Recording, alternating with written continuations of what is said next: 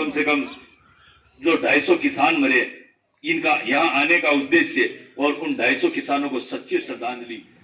अब यहाँ आने का क्या मकसद है?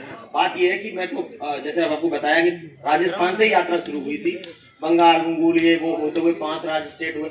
हालांकि गए तो हम लोग राजस्थान, दिल्ली, हरियाणा, उत्तर प्रदेश और पंजाब में थे, लेकिन एक एक्स्ट्रा और जाना पड़ा, वहां भी चुनाव। वहां भी यही कहा कि भाई ऐसा कहा जा रहा है कि किसान आंदोलन का असर जो है वो सिर्फ और सिर्फ 2 स्टेटों में है और कहीं नहीं है। तो ऐसा लगता है कि किसान और स्टेटों में जागरूक नहीं है या मूर्ख है या जानता नहीं है। सब जानता है, जागरूक भी है, पता भी है, बस उसको एक बार रिमाइंड करा के आना है, एक बार रिफ्रेश करा के आना है कि भैया आपके पास मौका आया है तुम्हारे पास। यहाँ पर सुजानगढ़ में भी चुनाव है 17 तारीख को। एक बार ये एहसास कराना है कि किसान आंदोलन का असर राजस्थान में है या नहीं है। एमएसपी की गारंटी देनी पड़ेगी या नहीं देनी पड़ेगी। अगर हम गलत आदमी को बार बार सिर पे चढ़ाते जाएंगे तो वो बार बार गलत करता जाएगा। गलत का जब तक नतीजा नहीं मिलेगा, सजा नहीं मिलेगी, तब तक आपके साथ में गलत होता रहेगा।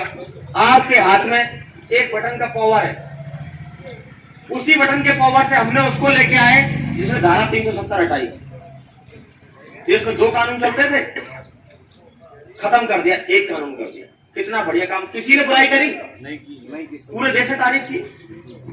राम मंदिर का मुद्दा 350 जाने कितने सालों से केस चला, भगवान जाने 150 सालों से, उस मुद्दे को निबेड़ दिया। पूरी दुनिया ने जयकार लगाई। इस गांव में से भी राम मंदिर का कोई चंदा बंदा इकट्ठा हो गया, क्या होगा? सबने तारीफ की, सबने जयकार लगाया, बहुत बढ़िया काम किया। जो आदमी काम करता है उससे गलती होने की भी संभावना रहती है। जो कुछ करेगा नहीं उससे गलती क्या होगी? खाट में पड़ रहे, गलती कहां से करेगा? अगर तुम कुछ कर रहे थे तो तुमसे कोई गलती हो गई तो लोग उठ के आगे बॉर्डर घेर लिए। लोग तो जंतर मंतर में जा रहे, तुमको रोक दिया भाई, तो बॉर्डर ही घेरेंगे और क्या करेंगे? अगर गलती हो गई है तो इंसान को चाहिए कि उस गलती को मान ले। अगर वो कानून वापस करने हैं तो कर दे, और एमएसपी की गारंटी, जो फसल की गारंटी है कि इससे नीचे तेरी रेट नहीं बिकेगी, वो दे दे। बताओ इसमें कोई नाजायज बात है? नहीं, किसान तो यही मांग रहा है। और तो उसने ये नहीं कहा कि गद्दी हमें दे दो, नहीं कहा। उसने ये नहीं कहा फलाना राज्य में हमें अपने एमपी एमएलए खड़े करने, कुछ नहीं कहा। फिर भी वो बुरा लग रहा है किसान। तो जब ये चीज हुई, लोग वहां पहुंच गए तो लगा कि मेरी बेइज्जती हो गई, मेरी नाक कट गई। अरे नाक नहीं कटी है, तुम्हारे लोग हैं, तुम्हारे हर अच्छे काम पे ताली बजाई है। छोटी सी तुमसे कमी हो गई है, उसको सुधार लो और इतिहास में अपना नाम दर्ज करा जाओ कि यार एक प्रधानमंत्री आया था, उसने एक अपनी कमी को भी स्वीकार कर लिया और किसानों को राजी राजी घर भेज दिया। वो तो क्या करना था, 250 किसान मर गए, उसके बावजूद उनको शोक तक व्यक्त नहीं किया।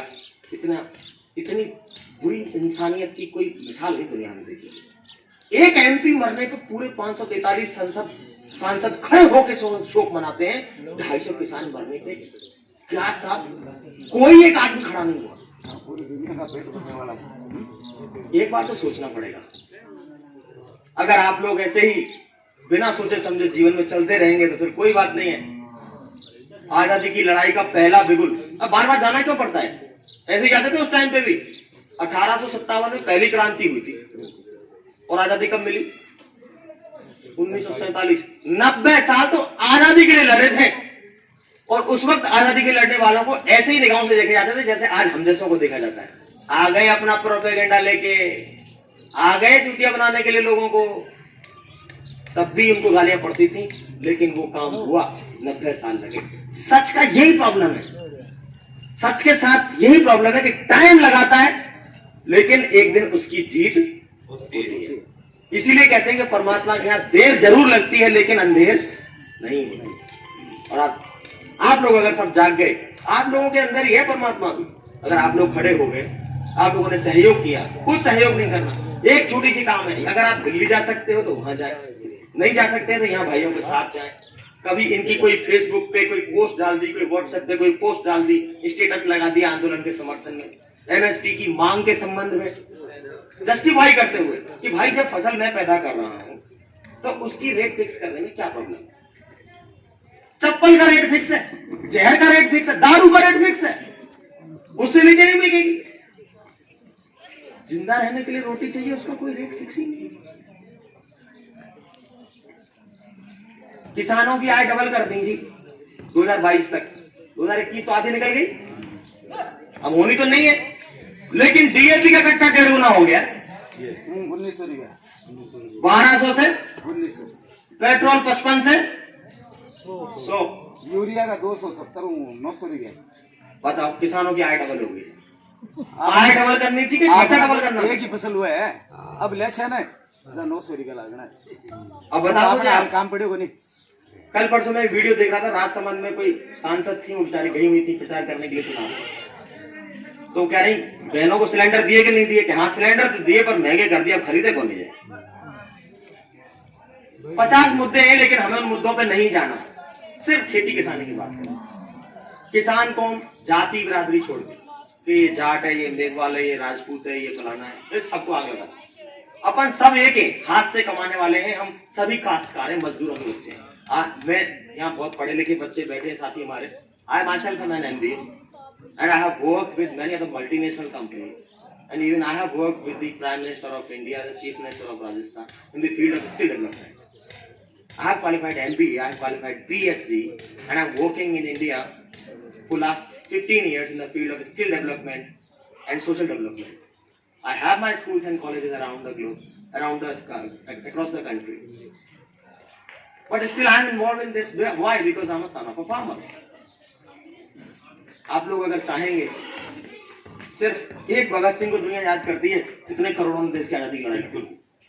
और पड़ोसी के घर में पैदा नहीं होगा, हमारे घर में पैदा होगा, हमें ही कुछ नहीं करना पड़ेगा। आजकल तो लड़ाई बड़ी आसान है। पार्टियां पहले पैदा हुई थी, इंसान पहले पैदा हुआ था। इंसान की इंसानियत मर गई, मरे हुए का शोक नहीं किया गया, फिर वजूद मर गया। सरकारें बनाई जिन्होंने 65% जिसकी आबादी, लेकिन तोड़ के रख दिया किसान को। कभी धर्म के नाम पे तोड़ दिया, कभी जाति के नाम पे तोड़ दिया। और राजपूत है, और जाट है, और मेघवाल है, और बाणिया है, जो खेती कर रहा है वो इसकी एक ही कौम है, वो है किसान। और उसका एक ही हक है, क्या? कि जो वो फसल पैदा कर रहा है, साडा हक इत्थे रख, हमारा हक यहां रख। हम क्या करते हैं, हमारा हक तू ही रख। 18,500 रुपए गेहूं का एमएसपी है, पता है ना आपको? कौन कौन बेच के आया आप में से? बाजरे का 2150 से 1200। कोई भी 2100 में बेच के आया हो, बता दो। 2100 में कोई बेच के आया? क्यों नहीं बेची भाई? और मार्केट में तेल लेने गए थे सरसों का, क्या भाव है? 2200 रुपया लगे, वह तेल और पिंपो ले वाला 150 रुपए का किलो आ रहा है, 140 के 150 के आसपास। 2200 तो सोयाबीन का लगे। सोयाबीन का 22 का किलो का डब्बा कितने का? 200 का तेल का आजकल 6 महीना दाम है। किलो का लगभग है 250 से ऊपर है। 150 का ये देख लेना आप इनको। लेकिन देखो भाइयों, आप लोग क्यों करोगे, तो क्यों करना चाहिए? तुम नहीं करोगे तो करेगा कौन? एक पीढ़ी और निकल जाएगी। कहाँ तुमने देखा आंदोलन? पिता हमारे गाँव फलाना वो आदमी कर रहे, यहाँ आके मेल मुलाकात हुई। अब यहाँ इसलिए आए हैं कि जब हम गए जगह जगह तो हमें ये कहा गया कि जितना मर्जी घूम लो तुम कुछ नहीं उखाड़ पाओगे फलाने आदमी का। मैं कहा भैया हमें कुछ उखाड़ना ही नहीं है, हम उखाड़ने थोड़ी आए। और ये कहा गया कि किसान और किसान आंदोलन सरकारों का कुछ नहीं कर सकता। अभी तुम्हारे यहाँ जो उपचुनाव है, इस उपचुनाव में कोई जीते कोई हारे, ना किसी की सत्ता आनी ना किसी की सत्ता जानी। लेकिन एक काम हो सकता है कि किसान अपनी ताकत का एहसास करवा सकता है। कैसे करवा सकता है? जिन नीतियों से, जिन सरकारों के द्वारा, जिन लोगों के द्वारा वो नीतियां बनाई गई हैं, अगर उनको एक भी सीट यहां से ना मिले तो एक बार सोचेंगे जरूर कि यार ऐसा क्या हुआ कि हमारी एक तो थी पहले, राजसमंद की तो थी इनके पास शायद, वो भी नहीं आई। ऐसा क्या हुआ? किसान आंदोलन।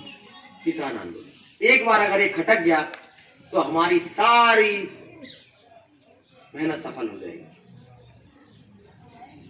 और वो सुधर भी जाएगा। ऐसी बात भी नहीं है, सुन लो आज अब मैं बता रहा हूं आपको, सुधरेगा, बैठेगा, वापस भी लेगा, एमएसपी पे भी कोई ना कोई बात होगी।